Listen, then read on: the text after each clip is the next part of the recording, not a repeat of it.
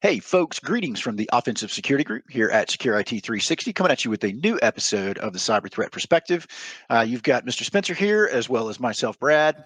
And today we're going to talk about 7 questions every security leader should ask after a pen test, right? And I think there's this perception that, like, yay, everybody, we got a pen test, we're done, we remediated the findings, but it doesn't stop there. And that's what we're going to talk about today, right?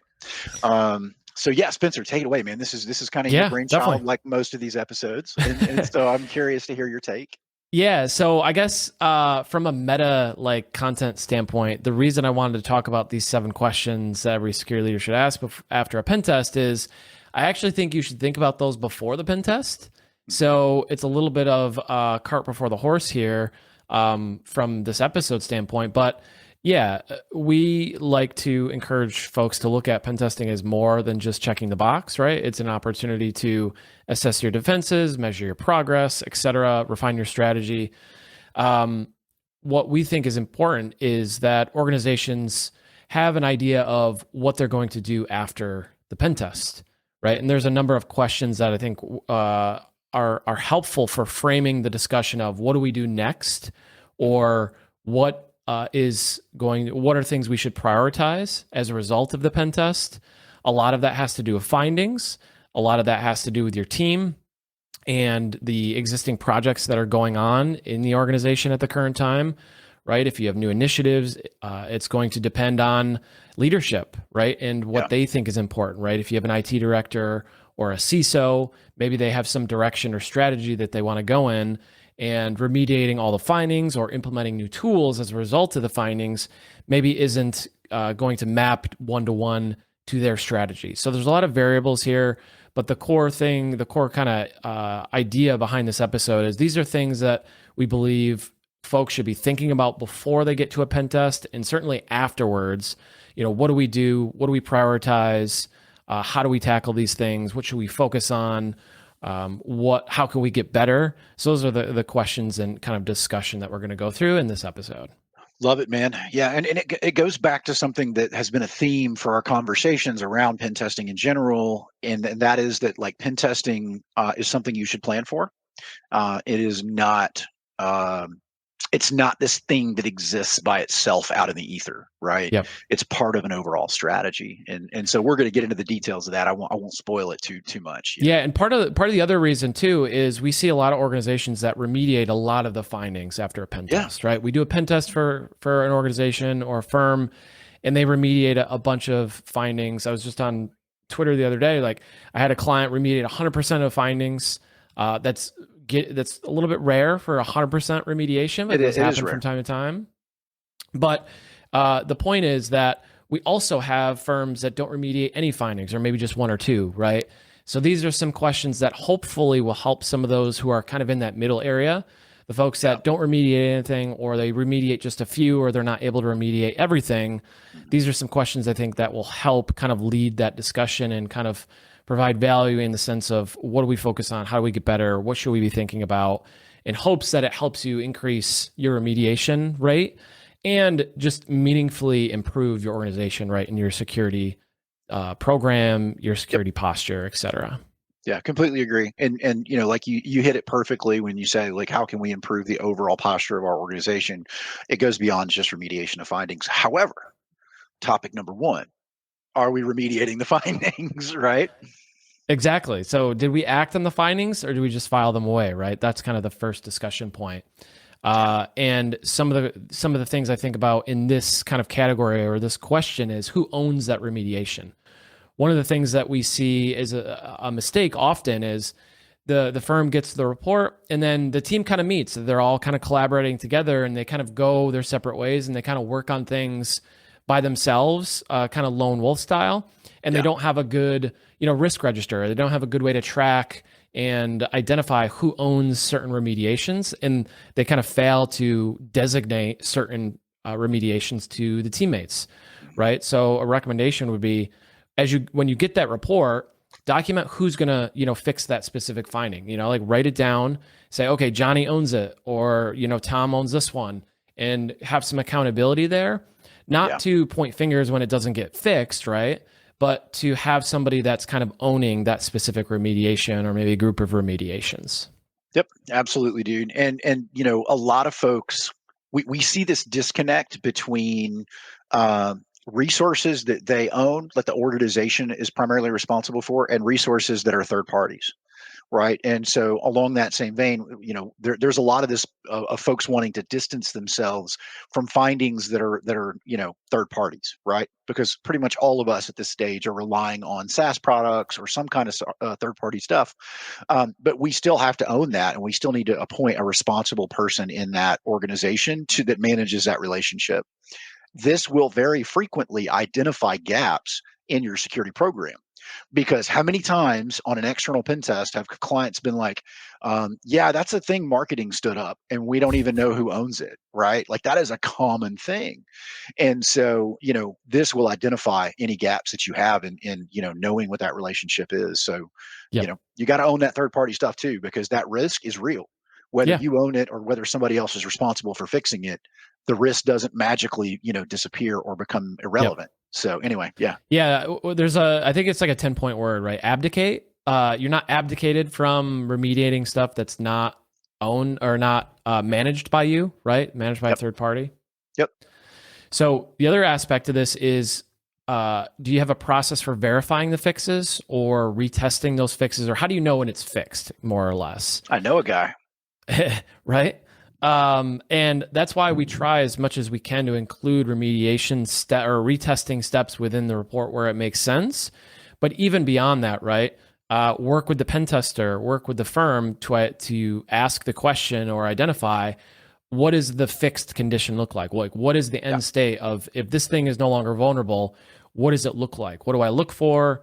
What settings are going to be checked, or what permissions are going to be applied or not applied to this thing, and how do I know it's fixed? Yep. And you want to do that as the owner of the pen test or the customer of the pen test, right? So you don't have to rely on the pen tester to tell you that it's fixed. Yep. Obviously, they want to help, and they'll come in and help you retest, hopefully.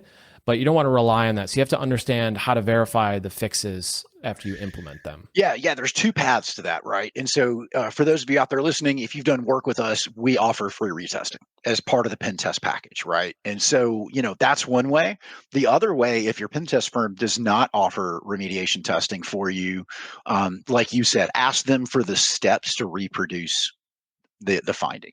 And so they should be able to give you a curl command or a tool or whatever it is, right? And there's this perception out there that the things that we do are super secret sauce, right? And we're not going to give you that. Dude, everything we use for the most part is either stuff we developed or stuff that's open source. There are very, very few things that are closed source that you have to purchase in order to do these findings. Even if the tool that we use is closed source and it's a paid tool, there is an alternative way to verify that fix has been put in place. So I'm saying all of that to say there's really no excuse, right, for not verifying that the remediation has been put in place. Either your pen test firm will do it for you, or you should be able to get a tool or script or something to validate it. Yep. And the last kind of key takeaway in this section of did we act on the findings or just file them away is, are we tracking progress over time? So that's why it's important to assign somebody has accountability for that finding, for remediating it, and tracking the progress over time, and identifying if help is needed or additional resources are needed at any point during that process, right? So are we tracking the progress over time just to make sure that we're not losing sight of it, keep the ball rolling, that kind of thing? So, and there's actually a lot of insight into looking at patterns in your pen test reports year over year, right? And I'm operating under the assumption that we're doing one pen test per year because that's what most people do. But if you start seeing, and I'll default to external because it's kind of the universal language, but like if I'm seeing that you have TLS SSL issues that are coming back year over year over year, we are starting to identify a gap in your security process, right? If these things keep popping up, you need to implement a process or a procedure or a tool or something to identify these, because at the end of the day, a pen test is a snapshot in time, which means there's a potential for something to exist in your environment for 12 months between pen tests, maybe more. Yeah. So, keep that in mind that you can go back and look at these and retroactively identify gaps in your program. And it's a great segue to the next question, which is which findings could have been prevented with basic hygiene or fundamentals or blocking and tackling. I don't think we've said blocking and tackling on the podcast in a while. Yep, I got to go put $1 in the jar, man. Right? But that's like, our default saying, right, when it comes to this stuff. But that's a good segue, because are these things that are process related, or are they kind of program related? And what I mean is like security programs. When you think about security programs, you think of vendor management, risk management, policies and procedures, onboarding processes, especially, right? Both HR and IT onboarding and offboarding, right? When somebody leaves the organization, how are we resetting passwords? When somebody new joins the organizations, are we creating a account with the same default password that we use for everyone and that doesn't get changed, kind of thing? So password policies, patching, exposed services, misconfigs, this is kind of like the hygiene foundational stuff.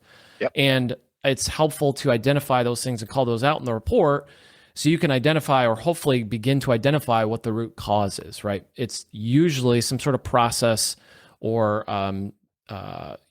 program level initiative or process, for lack of a better phrase, that's kind of at fault there. And we kind of think about, are we failing at those fundamentals, and how can we adjust those so those don't surface again next year, right? So they don't kind of keep cropping up in our pen tests. Yeah, no, I completely agree. And this is one of the things that I think pen tests are uniquely positioned to do. And so it's actually very difficult to objectively analyze your processes for success or failure criteria, right? Because in a lot of cases, these processes are either old and we're not even following them anyway, or you created them, you as the security manager or the person that's responsible for them, and you can't objectively analyze them. And so that's our job, right? Part of our role as pen testers is to come in. And when I see vulnerabilities in your external environment from 2013, you have a process problem, right? Something is not getting covered. And so that is one of the things that I think pen testing is really good for, is identifying those gaps in your program, kind of going back to what we were talking about. So, yeah, and that's something we do internally too, is, each of our engagements has at least 2 people who can perform that pen test. And what's important is, for me and internals, right, I've developed a methodology, a process, checklists, and things like that. We have Tyler onboarding into the internal pen test process, and having somebody else go through your methodology, through your processes, through your checklists, et cetera, helps you identify gaps, helps you identify things that don't make sense, or things that are maybe mistakes. And the same thing goes for IT admins, right? If you have an onboarding process, have somebody else go through that document and go through it step by step to look for mistakes or look for gaps or things that you might not have thought about. Again, because you're biased, right? Like, you wrote the process, so you're automatically like filling in the blanks there, like, because you know that, right? Like, you're supposed to go there or log into this thing or click this button, but somebody else might not. So you can do that with everything. And if you have at least another person on your team, you kind of go through that process together and kind of share checklists and processes to make sure that there's no gaps, or you minimize the amount of gaps or mistakes that are made there. Yep. Completely agree, man. Completely agree. So the next one, did we catch any of the pen testers' activity? So this one is one of like the 3 core kind of components to a lot of our pen tests. We know that a lot of firms, when they get a pen test, they want to know if something goes bump on my network, are they going to know about it? That goes for internal, external, web. If we're, have some sort of RCE or file upload vulnerability, like if we upload a shell to the web server, is there an alert that gets generated, or is the firm going to know about it? So, I sure hope so. Yeah, right? So what alerts were generated? Did the SOC respond? If not, why not? And which detection gaps are most urgent to fix? Those are some of the things I think about in this kind of category, but it's important for the firm to know what part of our activity or which things that we did during the pen test got alerted, so that we know, A, where we're covered and have kind of good coverage for it from a threat detection standpoint, and where we need to kind of brush up, where we have gaps, or where are the areas that we need to work on. Yeah, and I think this is most true for internal pen tests. right? Because you guys do such a cool job of creating the threat matrix in the report of here are the things we did when we did them. Was there an alert? Was there a log? So you guys do a really good job of that.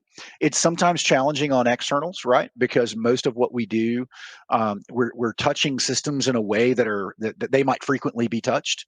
And so, this is where we start delineating a rock star program from an immature program, right? Is when you can read through the noise of an external pen test and identify real attack activity that poses actual threat to your organization. And so you start asking yourself these questions like, do I actually have visibility into that?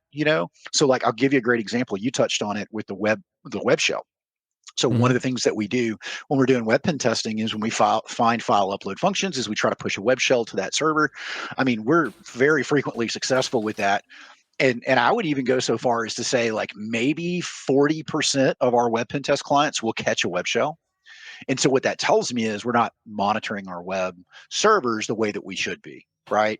And so maybe we do have EDR, maybe we don't have EDR, but then maybe we're not scanning the appropriate directories or whatever the case may be.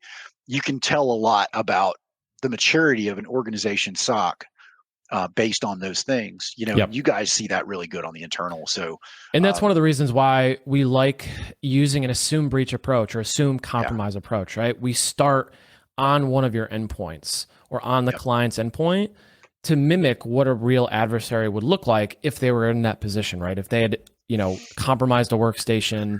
I like to use the example Susie in accounting, right? Susie in accounting clicked on a link or downloaded Susie, something, right? It's always her fault.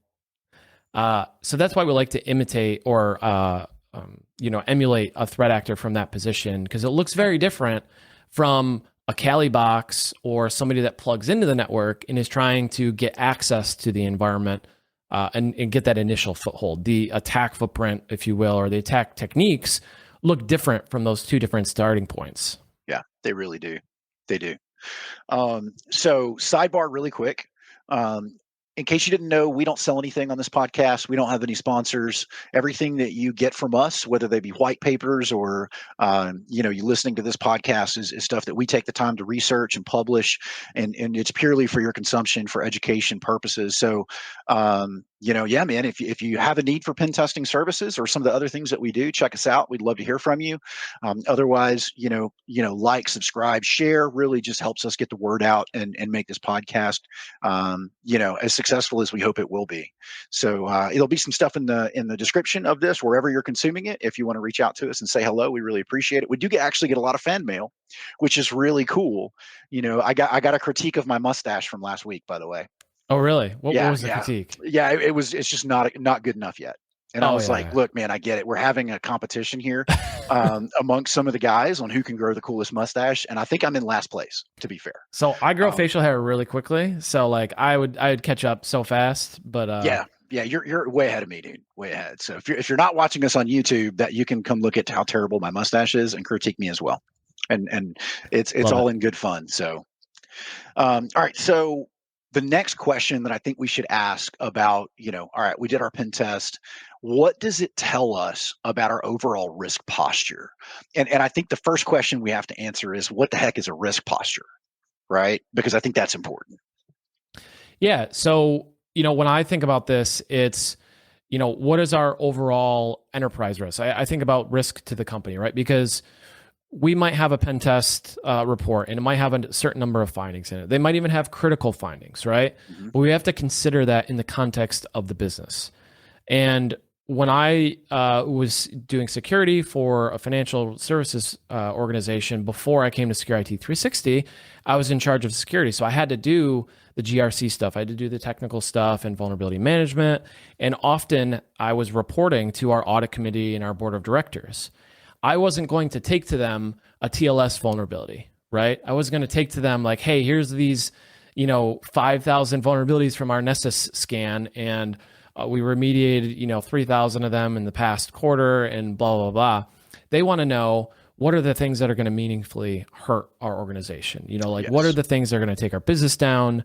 What are the things that are going to impede our ability to procure new business? What are the things that could hurt our reputation? Those are all things I think about from a high level risk standpoint. So when we're thinking about the pen test report and kind of reconciling that with our overall risk posture, it's important to keep in mind the business and how these vulnerabilities that are in the report may or may not affect the organization's ability to do business, their critical processes, their critical workloads, et cetera, and kind of align those with what is important from a remediation standpoint in terms of what we prioritize and what we fix. Yeah, I completely agree. Right. And I look at this as like, okay, what am I putting on my risk register? Mm-hmm. Are we putting Suite 32 on the risk register? Probably not. Right. If we are, we must be really good at what we do for something that insignificant to show up. So yeah, I mean, if you're unfamiliar with that terminology, Google is your friend. Check it out. It's really important. But yeah. Another example is, so one of the things bullet points I was thinking of when putting the notes together is, does this pen test align with known risks? Yeah. So presumably when you do a pen test, if you've ever done a pen test before, let's say this is not your first pen test, you have some idea of what your skeletons are in your closet, right? You have some idea what risks exist in your environment today. Because many times, Brad, we'll get on a kickoff call and be like, well, I'm kind of concerned over here. Like, I think maybe we're not as good in this area, or we have a flat network and we're kind of concerned that you can just get anywhere if you get admin access kind of thing. So many folks have an idea of what their current risks are. And you can look at the pen test report in that lens and say, which of these findings kind of align with what we already knew? And which of them are new things that are more important or less important? And how does this kind of relate to that? And are these, one-off risks? Like, is it just one certificate template that's misconfigured? Or is this a known issue? Like, we don't really have anyone that's really good with ADCS. We kind of set it up. We're not experts at it. And we're really not sure if it's misconfigured or hardened properly. So those are things to think about, how this relates to your overall risk posture and how you can look at this from a more strategic standpoint. Yeah, I completely agree. Right. And asking yourself that, is this an anomaly? Or, and this kind of goes back to looking at pen test reports year over year.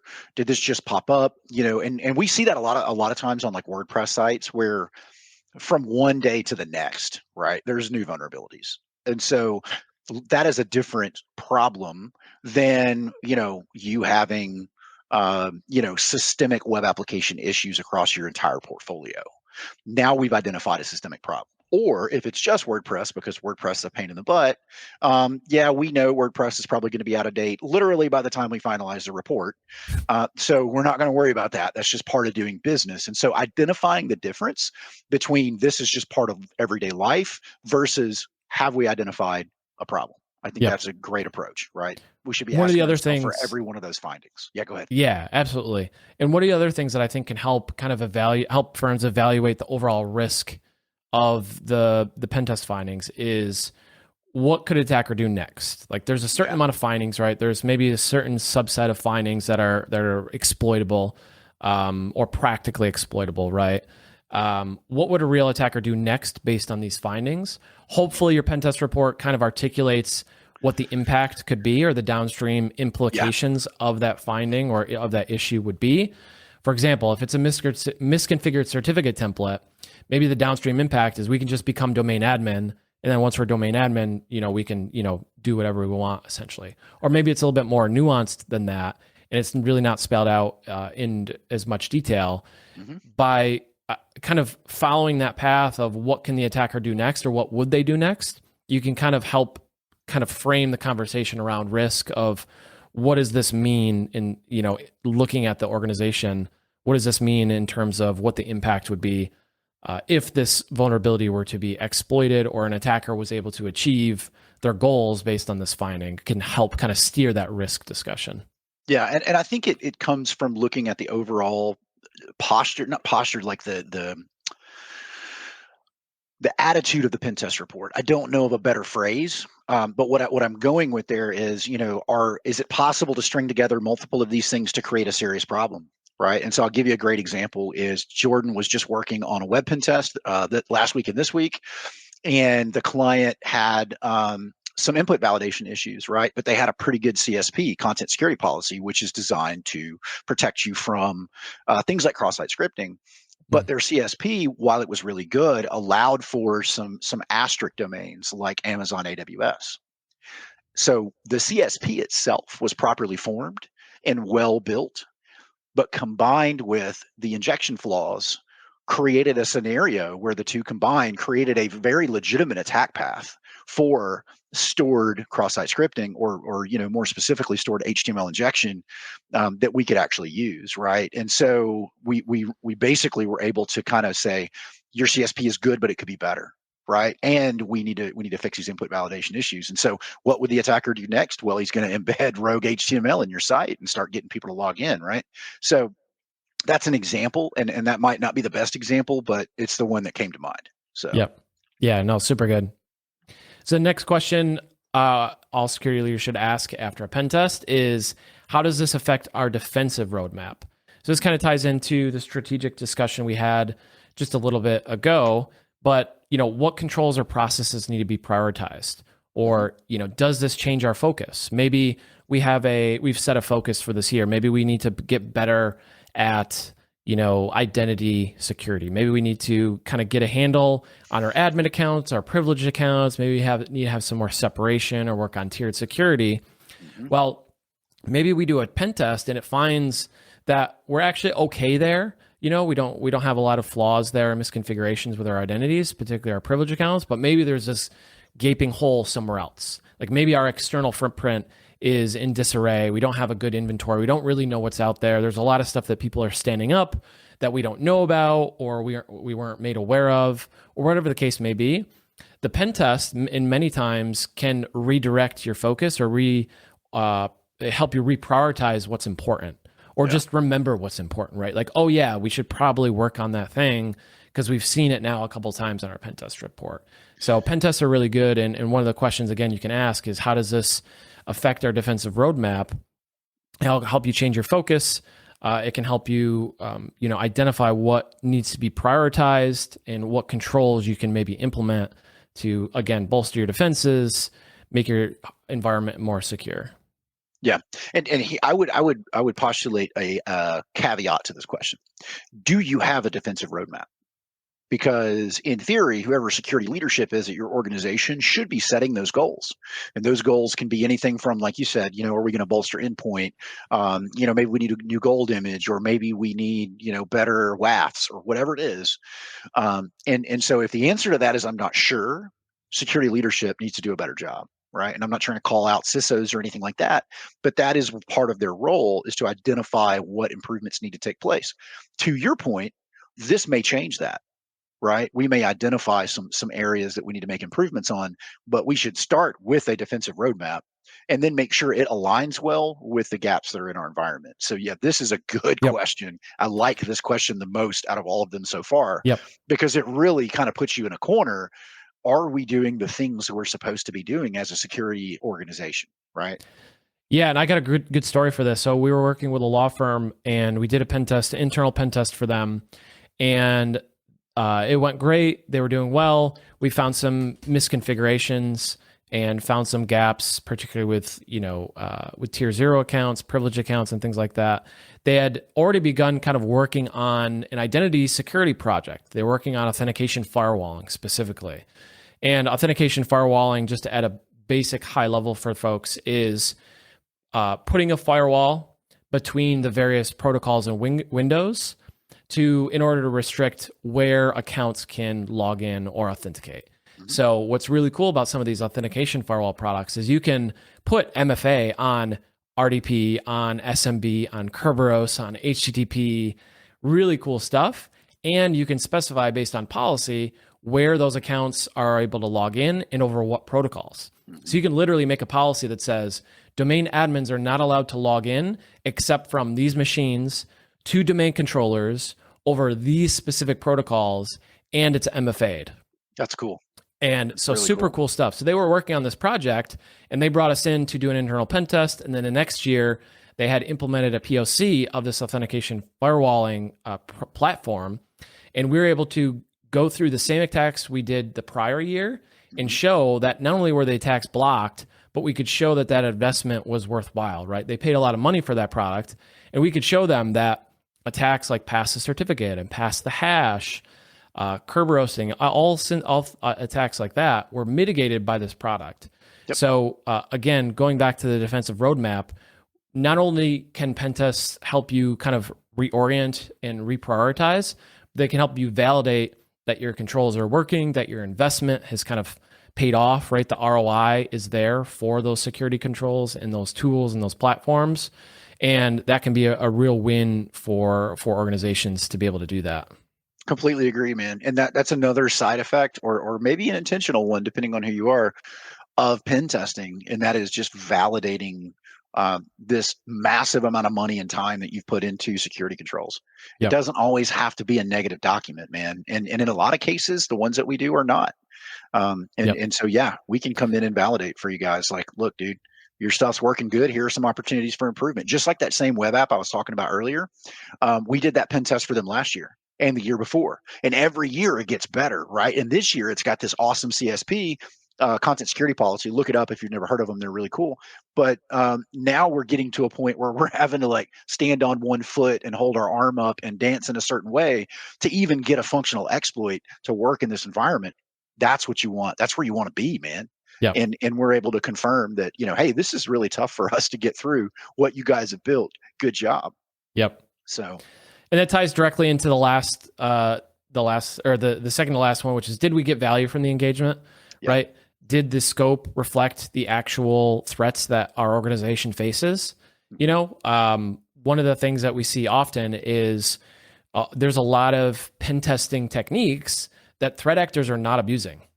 Yeah. Just straight up calling it what it is. There's a lot of pen testing TTPs and tools and things like that many threat actors are not using or not abusing. Sweet 32. Or they just don't operate in they just don't operate in that way. That's not to say that they haven't done that before, or used that technique before. It's just that many threat actors are going for the low-hanging fruit. They don't have to jump to the elaborate hoops that many people might think in many cases. So did the pen test accurately reflect the threats that we are up against?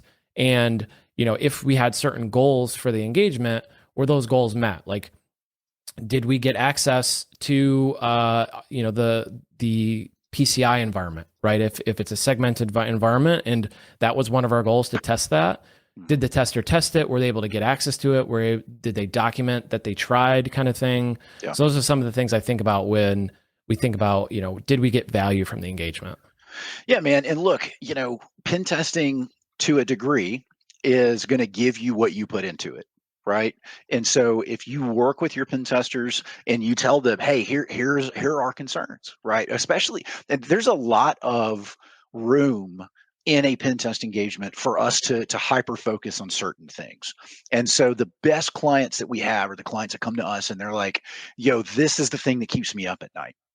Right. And I know you ask that on every kickoff and every scoping call. And it's really important because we can go down a lot of rabbit holes, man. But if we know exactly what you're worried about, where your crown jewels are, then we can make sure that you get value out of that. And just tell us what you're worried about. Tell us what changes you've made. Have that bidirectional conversation with your pen tester because we can absolutely give extra attention to certain things. And make sure you get value at the end of the day, right? Because everybody wants that, right? Yep. I got another example of this, which is really good. And we were in a kickoff call with an insurance company doing an internal pen test. The client said, we have laps, but we have an MSSP, right? We have an MSP that's helping us manage it. As we don't have a lot of internal IT staff, a lot of it's outsourced, and they're managing the laps deployment. And they're like, we think we have laps everywhere. We think we're good. But we've run into some issues lately, and we're starting to think that maybe it's not deployed as comprehensive as we thought, or in 100%. Yep. So we're like, okay, cool. That's one of the action items for us to make sure we test. So we're going through the engagement. We're able to dump the hash for a local admin account. We spray it in the environment, and sure enough, not every host is 100% compliant with laps. There was a number of hosts that were missed in the setup, or that were legacy machines that were never onboarded into laps. in situations like that. So we're able to show it's very rudimentary, right? Like a very simple thing, like yes, no kind of thing, black and white. But we're able to show the client that A, we looked, and B, we're able to confirm their suspicion more or less that it wasn't 100% coverage. And it's not to point fingers at the MSP or blame them. It's just to validate that control. That was a goal that the client had, and we try to make sure that we met that. So for those listening who are procuring pen tests, right, and you're getting a pen test, tell the pen testers exactly what you want if you have an idea of that, right? Yeah. Tell them what things you want to look at. Give them as much information as possible, and they can kind of help you. Or I guess the idea is help them help you. You know what I mean? Yeah, it really is, man. And look, and maybe we should have an entire episode on this. And I think to some degree we've covered some of these topics, but tell the pen testers what you're worried about, right? What keeps you up at night, and then tell them about what your security initiatives are. So like internally over the course of the last 12 months between your previous pen test and this one, what have you guys done in your environment? Have you stood up a new web server? Have you, like you said, implemented some type of internal security control? We can validate that stuff, man. We can get out there and check on it. So, have those conversations, and make a pen tester work for you and literally give them some instruction. There's nothing wrong with that whatsoever. I think a lot of people don't realize that. Yeah, definitely. And so the last one before we wrap up is how are we communicating results to leadership and the board?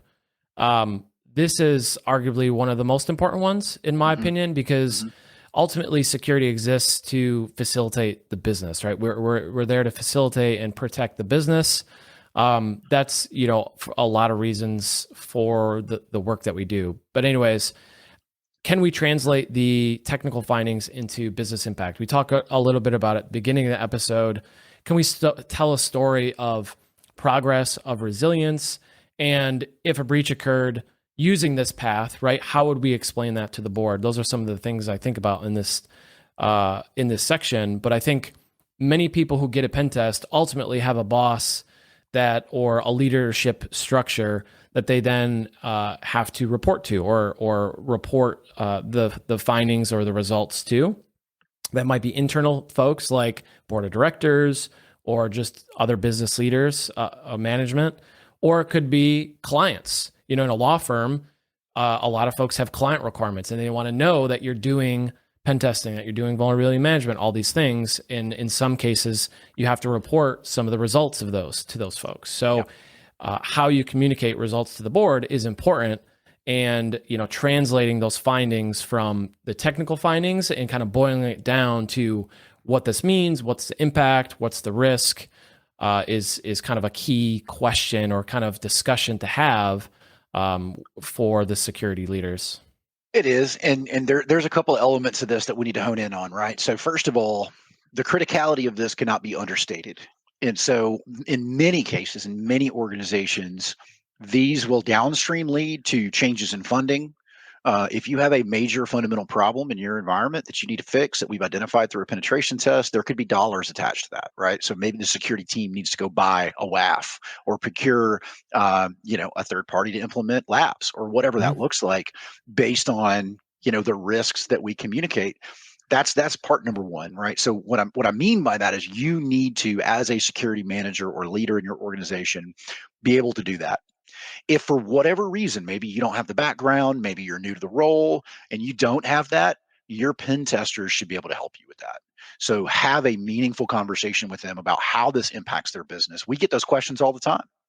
And we're more than happy to go into more detail or ask for context and then provide some kind of narrative. And there have been some extreme cases where I have presented pen test findings to the board of the client.